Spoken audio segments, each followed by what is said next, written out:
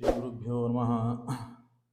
आपादमौलिपर्यन्तं गुरूणाम् आकृतिं स्मरेत् तेन विघ्नाः प्रणश्यन्ति सिद्ध्यन्ति च मनोरथाः।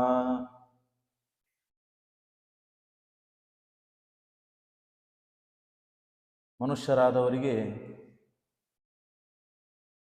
ಸಾಮಾನ್ಯವಾಗಿ ಆಪತ್ತುಗಳು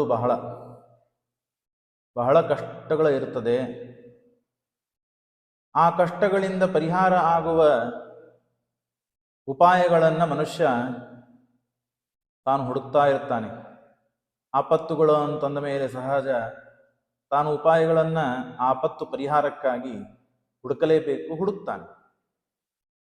ಆದರೆ ಆಪತ್ತುಗಳಿಗೆ ಎಲ್ಲಿ ಹೋಗೋದರಿಂದ, ಯಾವ ಕಡೆ ಮುಖ ಮಾಡಿ ನಾವು ಪರಿಹಾರಕ್ಕೆ ಹೋಗಬೇಕು ಅಂತನ್ನೋದೇ ಬಹಳ ಮಹತ್ವದ್ದು. ಸಾಮಾನ್ಯವಾಗಿ ಮನುಷ್ಯ ಅಂತಂದ ಮೇಲೆ ಆಪತ್ತುಗಳು ಬಂದೇ ಬರ್ತದೆ, ಬರಲೇಬೇಕು. ಬಂದ ಆಪತ್ತುಗಳನ್ನು ಪರಿಹಾರ ಮಾಡಿಕೊಳ್ಳುವಕ್ಕೆ ಏನು ನಾವು ಪ್ರಯತ್ನ ಪಡ್ತೇವೋ, ಯಾವರ ಹತ್ರ ಹೋಗ್ತೇವೋ, ಏನು ಸಾಧನೆ ಮಾಡ್ತೇವೋ ಅದು ಬಹಳ ಮಹತ್ವದ್ದು. ಕೃಷ್ಣ ಗೀತೆಯಲ್ಲಿ ಅರ್ಜುನ ಅಂತ ಮಹಾನುಭಾವ ಅರ್ಜುನನಿಗೆ ಸಾಕ್ಷಾತ್ ಸ್ವತಂತ್ರನಾದ ಗುಣಪೂರ್ಣನಾದಂತಹ ಕೃಷ್ಣ ತಾನು ಉಪದೇಶ ಮಾಡುತ್ತಾನೆ. ಅರ್ಜುನ, ನಾನು ಹೇಳಿದ ರೀತಿಯಲ್ಲಿ ನೀನು ಯುದ್ಧವನ್ನು ಮಾಡು. ಯುದ್ಧ ಮಾಡುವುದು ನಿನ್ನ ಕರ್ತವ್ಯ ಕರ್ಮ. ಕ್ಷತ್ರಿಯ ನೀನು ಯುದ್ಧವಾಡಬೇಕು, ಹಾಗಾಗಿ ಯುದ್ಧವನ್ನು ಆಡು. ಯುದ್ಧವಾಡಿದಾಗ ಬರುವ ಆಪತ್ತುಗಳು ಏನೆಲ್ಲ ಇರಲಿ, ನನ್ನನ್ನು ನೀನು ಶರಣಾಗತನಾಗು, ನಿನ್ನ ಮನಸ್ಸು ನನ್ನ ಮೇಲೆ ಇಡು, ಪೂರ್ಣವಾಗಿ ನಿನ್ನನ್ನು ನನಗೆ ಸಮರ್ಪಣೆ ಮಾಡಿಕೊಡು. ಬಂದ ಬೇಕಾದ ಕಷ್ಟಗಳು, ಆಪತ್ತುಗಳಿರಲಿ, ವಿಪತ್ತುಗಳಿರಲಿ, ಅದನ್ನು ನಾನು ಎದುರಿಸಿ ನಿಂತು ನಾನು ರಕ್ಷಣೆ ಮಾಡ್ತೇನೆ ಅಂತ ಮಾತುಗಳನ್ನು ಕೊಡ್ತಾನೆ. ಮಚ್ಚಿತ್ತಾಹ ಮದ್ಗತಃ ಪ್ರಾಣಃ ಮಚ್ಚಿತ್ತ ಸರ್ವದುರ್ಗಾಣಿ ಮತ್ಪ್ರಸಾದಾತ್ ತರಿಷ್ಯತಿ. ಮಚ್ಚಿತ್ತ ಸರ್ವದುರ್ಗಾಣಿ ಮತ್ಪ್ರಸಾದಾತ್ ತರಿಷ್ಯತಿ. ನನ್ನ ಪ್ರಸಾದದಿಂದ ಎಷ್ಟೆಲ್ಲ ಆಪತ್ತುಗಳು ಬರಲಿ, ನಿನಗೆ ಏನೆಲ್ಲ ಆಪತ್ತುಗಳು ಬರಲಿ, ನಿನ್ನ ಕರ್ಮಾನುಸಾರವಾಗಿ ನಿನಗೆ ಆಪತ್ತು ಬಂದರೂ ಆ ಆಪತ್ತು ಪರಿಹಾರ ನನ್ನ ಮೇಲೆ ನೀನು ಮನಸ್ಸಿಡು, ಎಲ್ಲ ಪರಿಹಾರವಾಗ್ತದೆ. ಇದನ್ನೇ ಪ್ರಹ್ಲಾದರಾಜರು ತಮ್ಮ ಸ್ತೋತ್ರದಲ್ಲಿ ತಿಳಿಸಿಕೊಡ್ತಾರೆ. ದುರ್ಗಾಣಿತೆ ಪದಯುಗಾಲಯ ಹಂಸ ಸಂಗಾಹ. ನಾನು ನನಗೆ ಬಂದ ಆಪತ್ತುಗಳನ್ನು ಪರಿಹಾರ ಮಾಡ್ಕೊಳ್ಳೋದು ಹೇಗೆ ಅಂತಂದ್ರೆ, ಯಾರು ನಿನ್ನ ಎರಡು ಪಾದ ಕಮಲಗಳನ್ನ ಮನೆ ಮಾಡಿಕೊಂಡು ಇರುವ ಯಾವ ಹಂಸರಿದ್ದಾರಲ್ಲ, ಮಹಾಜ್ಞಾನಿಗಳಿದ್ದಾರಲ್ಲ, ಅಂತ ಜ್ಞಾನಿಗಳ ಸಂಘ ಮಾಡಿದ್ರೆ ಸಾಕು ನನಗೆ ಆಪತ್ತು ಪರಿಹಾರ ಆಗ್ತದೆ. ಅಂದರೆ ದೇವರತನ ಹೋಗುವ ಕಾರಣವೇ ಇಲ್ಲ. ನಾವು ದೇವರ ಭಕ್ತರು, ದೇವರ ದಾಸರು, ದೇವರನ್ನ ದರ್ಶನ ಮಾಡಿಕೊಂಡಂತಹ ಮಹಾಜ್ಞಾನಿಗಳು ಅಂತೇನಿದ್ದಾರಲ್ಲ, ಆ ಜ್ಞಾನಿಗಳ ಸಂಘ ಮಾಡಿದ್ರೆ ಸಾಕು ಎಲ್ಲ ಆಪತ್ತುಗಳನ್ನು ಪರಿಹಾರ ಮಾಡಿಕೊಳ್ಳಿಕ್ಕೆ ನನಗೆ ಸಾಧ್ಯವಿದೆ ಅಂತ ಪ್ರಹ್ಲಾದರಾಜರಂತಹ ಮಹಾನುಭಾವರು ಹೇಳ್ತಾ ಇದ್ದಾಗ, ಮತ್ತು ಸ್ವಯಂ ತಾನು ಕೃಷ್ಣ ಮಾತನ್ನು ಕೊಟ್ಟಿದ್ದಾನೆ. ನಿನ್ನನ್ನು ನನಗೆ ಸಮರ್ಪಣೆ ಮಾಡು, ನಿನ್ನ ಚಿತ್ತ, ನಿನ್ನ ಮನಸ್ಸನ್ನು ನನಗೆ ಕೊಡು, ನಾನು ನಿನಗೆ ಎಲ್ಲ ಆಪತ್ತುಗಳನ್ನು ಪರಿಹಾರ ಮಾಡ್ತೇನೆ. ದೇವರನ್ನ ಆಪತ್ತು ಬಂದಾಗ ನಾವು ಯಾರ್ಯಾರೋ ಹತ್ರ ಹೋಗ್ತೇವೆ, ಯಾರತ್ರೋ ಕೈ ಒಟ್ಟುತ್ತೇವೆ, ಯಾರಿಗೋ ಏನೋ ಹೇಳ್ತೇವೆ, ಯಾರಿಗೋ ಏನೋ ಕೇಳ್ತೇವೆ, ಸರಿಯಾದ ಮಾರ್ಗದರ್ಶನ ಇರುವುದಿಲ್ಲ. ಒಬ್ರು ಉತ್ತಮ ಗುರುಗಳು ಸಿಗಬೇಕು ಅಂತಾದ್ರೆ ಬಹಳ ಪುಣ್ಯ ಮಾಡಬೇಕು ಅಂತಿದೆ. ಪಾಪ ಮಾಡಲಿಕ್ಕೆ, ಕೆಟ್ಟ ಕರ್ಮಗಳನ್ನ ಮಾಡಲಿಕ್ಕೆ ಎಷ್ಟು ಪಾಪ ಬೇಕೋ, ಉತ್ತಮ ಕರ್ಮಗಳನ್ನ ಮಾಡಲಿಕ್ಕೆ ಎಷ್ಟು ಪುಣ್ಯ ಬೇಕೋ, ಅದಕ್ಕಿಂತ ಹೆಚ್ಚಿನ ಪುಣ್ಯ ನಾವು ಉತ್ತಮ ಗುರುಗಳನ್ನ, ಉತ್ತಮ ಮಾರ್ಗದರ್ಶಿಗಳನ್ನಾಗಿ ಪಡೆಯುವ ಸೌಭಾಗ್ಯ, ಪುಣ್ಯ ಇದು ಪಡೆಯುವುದು ಬಹಳ ಮಹತ್ವದ್ದು. ಆ ಗುರುಗಳು ಕಷ್ಟಗಳನ್ನ ಪರಿಹಾರಕ್ಕಾಗಿ, ಕಷ್ಟಗಳು ಬಂದಾಗ ದೇವರನ್ನ ಸ್ಮರಣೆ ಮಾಡು, ದೇವರೇ ಹೇಳಿದ್ದ ಮಾತನ್ನ ಹೇಳ್ತಾರೆ. ದೇವರ ಸ್ಮರಣೆ ಮಾಡು. ದೇವರ ಅನಂತ ಗುಣಪೂರ್ಣ, ದೋಷ ದೂರ, ಜಗಜ್ಜನ್ಮಾಧಿಕರ್ತ, ಸೃಷ್ಟಿಯಾದಿಗಳನ್ನು ಮಾಡ್ತಾನೆ, ಕರುಣಾನಿಧಿ, ಭಕ್ತವತ್ಸಲ, ಅನಿಮಿತ್ತ ಬಂಧು, ದಯಾನಿಧಿ, ನಮ್ಮ ಎಲ್ಲ ಆಪತ್ತುಗಳನ್ನು ಪರಿಹಾರ ಮಾಡಿಕೊಳ್ಳುವನು, ಪರಿಹಾರ ಮಾಡುವನು ಅಂತ ದೇವರನ್ನ ನಾವು ಸ್ಮರಣೆ ಮಾಡಿದಾಗ, ಸ್ವಯಂ ಸ್ವತಂತ್ರನಾದ ಭಗವಂತ, ಅವನು ಯಾರು ಕೇಳುವರಿದ್ದಾರೆ, ಸರ್ವಸ್ವಾಮಿ ಅವನು. ಅಂತ ಭಗವಂತನಿಗೆ ನಾವು ಮೊರೆ ಹೊಕ್ಕರೆ ಯಾಕೆ ಆಪತ್ತು ಪರಿಹಾರ ಆಗೋದಿಲ್ಲ? ಎಷ್ಟು ದೃಷ್ಟಾಂತಗಳಿವೆ. ಏನೆಲ್ಲ ಸಮಸ್ಯೆ ಬಂದಾಗ ಎಷ್ಟೆಲ್ಲ ಜನಕ್ಕೆ ಪರಿಹಾರವಾದದ್ದು ನೋಡ್ತೇವೆ. ಅಜಾಮಿಳ ಇದ್ದಾನೆ, ದ್ರೌಪದಿ ಇದ್ದಾಳೆ, ಧ್ರುವರಾಜ ಇದ್ದಾನೆ, ದ್ರೌಪದಿ ಇದ್ದಾಳೆ. ತುಂಬಿದ ಸಭೆ, ತುಂಬಿದ ಸಭೆ. ಯಾರಿಗೂ ಆಪತ್ತು ಬಿಟ್ಟದ್ದಲ್ಲ, ಯಾರಿಗೂ ಕಷ್ಟಗಳು ಬಿಟ್ಟಿದ್ದಲ್ಲ. ಮಹಾದೇವತೆಕಿ ಪತಿವ್ರತಾಸ್ತಿ, ಎಲ್ಲಾ ಜ್ಞಾನಿಗಳಿಗೆ, ಎಲ್ಲಾ ವೇದಗಳಿಗೆ ಅಭಿಮಾನಿ ದೇವತೆ ಅಂತ ದ್ರೌಪದಿ ದೇವಿಯು ತುಂಬಿದ ಸಭೆಯಲ್ಲಿ ತನ್ನ ಮಾನ ಹೋಗುವ ಪ್ರಸಂಗ ಬಂದಾಗ ಕೃಷ್ಣನನ್ನೇ ನೆನೆಸಿದಳು. ಎಲ್ಲ ಸಭೆಯಲ್ಲೇ ಕೇಳಿದ್ಲು. ಕೊನೆಗೆ ಏನಾಗುವುದಿಲ್ಲ ಅಂತ ಗೊತ್ತಾದಾಗ ಭಗವಂತನನ್ನು ಸ್ಮರಣೆ ಮಾಡಿದಾಗ ಆಪತ್ತು ಪರಿಹಾರ ಆಯಿತು. ಗಜೇಂದ್ರ 1000 ವರ್ಷಗಳ ಕಾಲ, ಒಂದಲ್ಲ ಎರಡಲ್ಲ 1000 ವರ್ಷಗಳ ಕಾಲ ತಾನು ಆ ಮೊಸಳೆ ಜೊತೆಗೆ ಯುದ್ಧ ಮಾಡ್ತಾನೆ. ಕೊನೆಗೆ ಏನಾಗೋದಿಲ್ಲ ಅಂತ ಗೊತ್ತಾಯಿತು. ತನ್ನ ಹಿಂದೆ ಇದ್ದ ಬಲವನ್ನು ತಾನು ಆ ಬಲವುಳ್ಳ ಆನೆಗಳಿಗೂ ಕರೆದ. ಯಾರೂ ಏನು ಮಾಡ್ಲಿಕ್ಕೆ ಆಗಲಿಲ್ಲ ಅಂತ ಗೊತ್ತಾಯಿತು. ಆವಾಗ ಪರಮಾತ್ಮನನ್ನ ಮೊರೆ ಹೊಕ್ಕ ತನ್ನ ಉದ್ಧಾರವಾಯಿತು. ಧ್ರುವರಾಜ ಉತ್ತಮ ಸ್ಥಾನ ಬೇಕು ಅಂತ ಹೇಳಿ ದೇವರನ್ನು ಶರಣಾಗತ ಹೊಂದಿದ್ದ, ಉತ್ತಮ ಸ್ಥಾನ ಸಿಕ್ಕಿತು. 1-2 ದೃಷ್ಟಾಂತಗಳು, ಮಹಾನುಭಾವರ ದೃಷ್ಟಾಂತ. ನಮ್ಮ ಕಣ್ಣಿನಲ್ಲೇನೆ ನಾವು ವಿದ್ಯಾರ್ಥಿಗಳಾದಾಗ ಬಡತನ, ಒಬ್ಬ ವಿದ್ಯಾರ್ಥಿಗೆ, ನಮ್ಮ ಜೊತೆಗೆ ಇದ್ದ ಒಬ್ಬ ವಿದ್ಯಾರ್ಥಿಗೆ ಬಡತನ ಇತ್ತು. ಅವನ ತಾಯಿಗೆ ಕ್ಯಾನ್ಸರ್,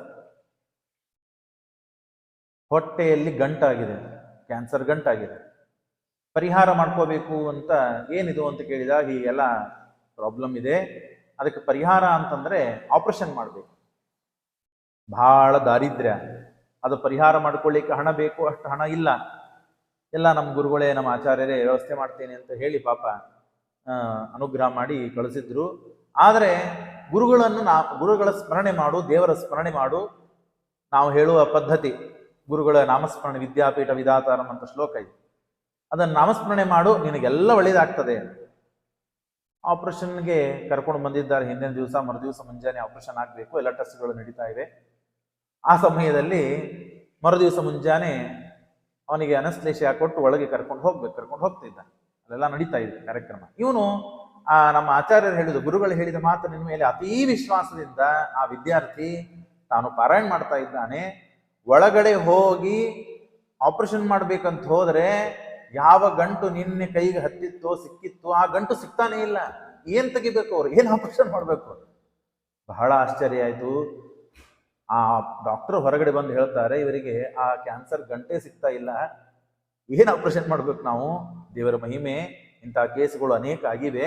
ಅದರಲ್ಲಿ ಇದೊಂದು ಆಶ್ಚರ್ಯಕರವಾದ ಸಂಗತಿ, ಇದೊಂದು ಆಶ್ಚರ್ಯಕರವಾದ ಕೇಸು ಅಂತ ಹೇಳಿ ಆಪರೇಷನ್ ಮಾಡೋದಿಲ್ಲ. ಮತ್ತೆ ಯಾವಾಗಲೇ ಸಿಕ್ಕರೆ ನೋಡ್ತೇವೆ, ಈಗಂತೂ ಇಲ್ಲ, ಏನ್ ಆಪರೇಷನ್ ಮಾಡಬೇಕು ಅಂತ ಹೊರಗೆ ಕಳಿಸ್ಬಿಟ್ಟು ಗುರುಗಳನ್ನ ಮೊರೆ ಹೊಕ್ಕಿರೆ ಆ ಗುರುಗಳು ನಮಗೆ ಆದ ಆಪತ್ತುಗಳನ್ನು ದೇವರಲ್ಲಿ ಪ್ರಾರ್ಥನೆ ಮಾಡಿದಾಗ, ದೇವರಲ್ಲಿ ಶರಣಾಗತನಾದಾಗ ಅವಶ್ಯವಾಗಿ ಆಪತ್ತು ಪರಿಹಾರ ಆಗಿದೆ. 1-2 ಇಂಥ ದೃಷ್ಟಾಂತಗಳು. ಒಂದು ಕುಟುಂಬ, ಅಲ್ಲೂ ಬಹಳ ದಾರಿದ್ರ್ಯ, ಹೆಂಡತಿಗೆ ಅನಾರೋಗ್ಯ, ಮತ್ತೆ ಅಲ್ಲೂ ಆಪರೇಷನ್ ಮಾಡಬೇಕು ಅಂತೂ ಡಾಕ್ಟರ್ ಹೇಳಿದ್ದಾರೆ. ದೇವರು ಹೇಳಿದ ರೀತಿಯನ್ನ ಗುರುಗಳು ತಿಳಿಸಿಕೊಟ್ರು, ಈ ಸೇವೆಯನ್ನು ಮಾಡು, ಈ ಪೂಜೆಯನ್ನು ಮಾಡು ಅಂತ ಹೇಳಿ. ವಿಶ್ವಾಸ, ಶ್ರದ್ಧೆ, ಭಕ್ತಿಗಳಿಂದ, ವಿಶ್ವಾಸ ಬಹಳ ಮುಖ್ಯ. ನಾನು ವಿಶ್ವಾಸ ಫಲದಾಯಕ ಅಂತನ್ನುವ ವಿಡಿಯೋನಲ್ಲಿ ಇದನ್ನು ತಿಳಿಸಿದ್ದೇನೆ. ಸ್ವಲ್ಪ ವಿಶ್ವಾಸದಿಂದ, ಶ್ರದ್ಧೆಯಿಂದ ತಾನು ಮಾಡಿದ ಆಪತ್ತು ಪರಿಹಾರ ಆಯಿತು. ಎಷ್ಟು ಜನ ಆಪರೇಷನ್ ಮಾಡಿಕೊಂಡರೂ ಆ ಆಪತ್ತಿನಿಂದ ಹೊರಗೆ ಬಂದವರಿದ್ದಾರೆ, ಆಪರೇಷನ್ ಮಾಡಿಕೊಳ್ಳದೇನೋ ಹೊರಗೆ ಬಂದವರು ಎಷ್ಟು ಜನ ಇದ್ದಾರೆ. ಹಾಗಾಗಿ ನಮಗೆ ಬೇಕಾದದ್ದು ಮಚ್ಚಿತ್ತ ಮದ್ಗತಃ ಪ್ರಾಣ, ಮಚ್ಚಿತ್ತ ಸರ್ವದುರ್ಗಾಣಿ ಮತ್ಪ್ರಸಾದ ತರಿಸಿದ. ಆ ಭಗವಂತನ ಪ್ರಸಾದವಿಲ್ಲದೇನೆ ಯಾವ ಆಪತ್ತುಗಳನ್ನು, ಯಾವ ಕಷ್ಟಗಳನ್ನು ಪರಿಹಾರ ಮಾಡಿಕೊಳ್ಳಿಕ್ಕೆ ಸಾಧ್ಯವಿಲ್ಲ. ಹೇಳಿದ ಆಪತ್ತು ಒಮ್ಮೆ ಕೆಲವೊಮ್ಮೆ ಹೀಗಾಗಿರ್ತದೆ. ಸೇವೆಗಳನ್ನ, ಪೂಜೆಗಳನ್ನ, ಪುನಸ್ಕಾರಗಳನ್ನ ಅಥವಾ ಜಪತಪ ಪಾರಾಯಣಗಳನ್ನ ಎಲ್ಲ ಮಾಡಿರುತ್ತಾರೆ, ಮಾಡಿದರೂ ಆಪತ್ತು ಪರಿಹಾರ ಆಗಿರುವುದಿಲ್ಲ ಅಂತ ಹೇಳಿ ಅವಿಶ್ವಾಸ ಮಾಡುವ ಕಾರಣ ಇಲ್ಲ. ಆ ಮನುಷ್ಯನಿಗೆ ನಾವು ಹೋಗಿ ಮಾತಾಡಿಸಿದರೆ, ಏನು ನೀನು ಇಷ್ಟೆಲ್ಲ ಮಾಡಿದೆ ಮತ್ತೆ ದಾರಿದ್ರ್ಯ ಪರಿಹಾರ ಇಲ್ಲ, ದಾರಿದ್ರ್ಯ ಪರಿಹಾರ ಆಗ್ತದೆ, ನನ್ನ ಮನಸ್ಸಿಗೆ ಭರವಸೆ ಬಂದಿದೆ. ಕೆಲವರು ಹೇಳ್ತಾರೆ, ಏನ್ರಿ ನಾವು ಮಾಡಿದ್ರು ಏನಾಗ್ಲಿಲ್ಲ, ಸುಮ್ಮನೆ ಹೇಳ್ತಾರೆ, ಅದು ಮೋಸ ಮಾಡುವುದಕ್ಕೆ ಹೇಳ್ತಾರೆ. ಆಪತ್ತು ಪರಿಹಾರ ಆಗದಿದ್ದರೂ ಆಪತ್ತು ಪರಿಹಾರ ಮಾಡಿಕೊಳ್ಳಿಕ್ಕೆ ತಾನು ಇನ್ನ ಉತ್ಸುಕನಾಗಿರ್ತಾನೆ. ಆ ಸೇವೆಗಳನ್ನ ಮಾಡಿ ಮನಸ್ಸಿಗೆ ಒಂದು ಧೈರ್ಯ ಬಂದಿರ್ತದೆ, ವಿಶ್ವಾಸ ಬಂದಿರ್ತದೆ. ಯಾಕೆ ಅಂದ್ರೆ ನಮ್ಮ ಆಪತ್ತುಗಳೇ ಬಹಳ ಇದೆ, ನಮ್ಮ ಕಷ್ಟ ಬಹಳ ಇದೆ, ಪ್ರಾರಬ್ಧ ಬಹಳ ಇದೆ. ಅದಕ್ಕೆ ಬೇಕಾದದ್ದು 108 ಪ್ರದಕ್ಷಿಣೆ ಆದ್ರೆ ಸಾಲುವುದಿಲ್ಲ. ನಾವು ಪಾಠ ಓದಬೇಕಾದಾಗ ನಮ್ಮ ಇಂಥ ಪ್ರಶ್ನೆಗಳು ನಾವು ಬಂದಾಗ ಗುರುಗಳಿಗೆ ಕೇಳ್ತಿದ್ವಿ. ಆವಾಗ ಅನೇಕ ಉದಾಹರಣೆಗಳಲ್ಲಿ ಒಂದು ಉದಾಹರಣೆ ಕೊಡ್ತಾ ಇದ್ರು, ಬಹಳ ಮನಸ್ಸಿಗೆ ನನಗೆ ಹಿಡಿಸ್ತು. ಈಗ ಬಿಸಿ ಬಿಸಿ ಬಿಸಿ ಬಿಸಿ ನೀರು ಇದೆ, ಒಂದು ತಂಬೆಗೆ ತುಂಬೆ ಬಿಸಿ ಬಿಸಿ ನೀರು ಇದೆ. ಆ ಬಿಸಿ ನೀರು ತಣ್ಣಗಾಗ್ಬೇಕಾಯ್ತು. ಒಂದು ತಂಬಿಗೆ ನೀರಿಗೆ ಒಂದು ತಂಬಿಗೆ ನೀರು ಹಾಕಿದ್ರೆ ಬಿಸಿ ನೀರು ತಣ್ಣಗಾಗ್ತದ? ಇಲ್ಲ. 2 ತಂಬಿಗೆ ನೀರು ಹಾಕ್ಬೇಕು, ಹಾಗೂ ತಣ್ಣಗಾಗ್ಲಿಲ್ಲ. 3 ತಂಬಿಗೆ ನೀರು ಹಾಕಿದ ಮೇಲೆ ಅದು ಸ್ವಲ್ಪ ಉಗುರ ಬೆಚ್ಚಿಗೆ ಆಯ್ತು, ಕುದಿ ಕುದಿ ನೀರಿತ್ತು. ಹೀಗೆ ಕುದಿ ಕುದಿ ಕುದಿ ನಮ್ಮ ಪಾಪಗಳು, ನಮ್ಮ ಪ್ರಾರಬ್ಧಗಳು, ಕರ್ಮಗಳು ಅದು ಒಂದು ತಂಬಿಗೆ ನೀರು ಹಾಕಿದ ಮಾತ್ರಕ್ಕೆ ತಣ್ಣಗಾಗ್ಬೇಕು ಅಂತಂದ್ರೆ ಹೇಗೆ ಸಾಧ್ಯ ಇದೆ? ಪಾಪಗಳು ಹೋಗ್ಬೇಕಂದ್ರೆ ಹೇಗೆ ಸಾಧ್ಯ ಇದೆ? ಪ್ರಾರಬ್ಧ ಹೋಗಬೇಕು ಅಂದ್ರೆ ಹೇಗೆ ಸಾಧ್ಯ? ಆಪತ್ತು ಪರಿಹಾರ ಆಗ್ಬೇಕು ಅಂದ್ರೆ ಹೇಗೆ ಸಾಧ್ಯ ಇದೆ? ಅದಕ್ಕೆ ಬೇಕಾದಷ್ಟು ಗುರುಗಳು ಹೇಳಿದ ರೀತಿಯಲ್ಲಿ ಪರಮಾತ್ಮನಲ್ಲಿ ಮನಸ್ಸನ್ನು ಇಟ್ಟು ನಾವು ಪೂಜೆ ಪುನಸ್ಕಾರ ಹೋಮ ಹವನ ಜಪ ಪಾರಾಯಣಗಳನ್ನ ಮಾಡಿದವಿ ಅಂದರೆ ಯಾಕೆ ಆಪತ್ತು ಪರಿಹಾರ ಆಗೋದಿಲ್ಲ?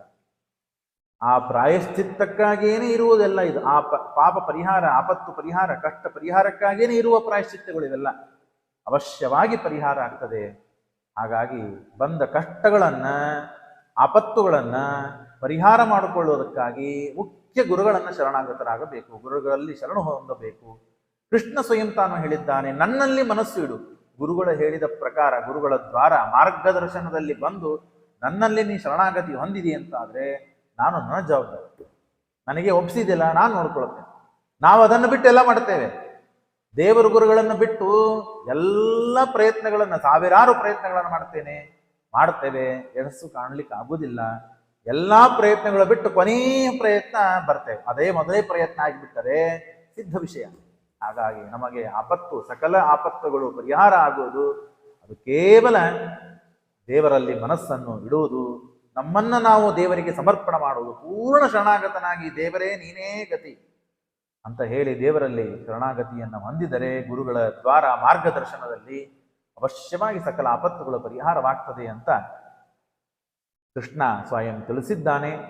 ಅದನ್ನೇ ಮಾತು ಪ್ರಹ್ಲಾದನಾದರೂ ಕೂಡ ದುರ್ಗಾಣಿತೆ ಪದಯುಗಾಲಯ ಹಂಸಸಂಗ ಅಂತ ತಾವೂ ಕೂಡ ನಿನ್ನ ಪರಮಾತ್ಮನ ಜ್ಞಾನವನ್ನು ಮಾಡಿಕೊಳ್ಳುವ ಜ್ಞಾನಿ ಸಂಘವನ್ನು ಹೊಂದಿದ್ರೆ ಸಾಕು ಆಪತ್ತು ಪರಿಹಾರ ಆಗ್ತದೆ ಅಂತ ಹೇಳಿದಾಗ, ಇನ್ನು ಪರಮಾತ್ಮನಲ್ಲಿ ಶರಣಾಗತರಾದಾಗ ಯಾಕೆ ಅವಶ್ಯವಾಗಿ ಎಲ್ಲ ಆಪತ್ತುಗಳು ಪರಿಹಾರವಾಗ್ತದೆ, ಇದರಲ್ಲಿ ಯಾವ ಸಂದೇಹ ಇಲ್ಲ ಅಂತ ಹೇಳ್ತಾ ಶ್ರೀಕೃಷ್ಣ ಅರ್ಪಣ.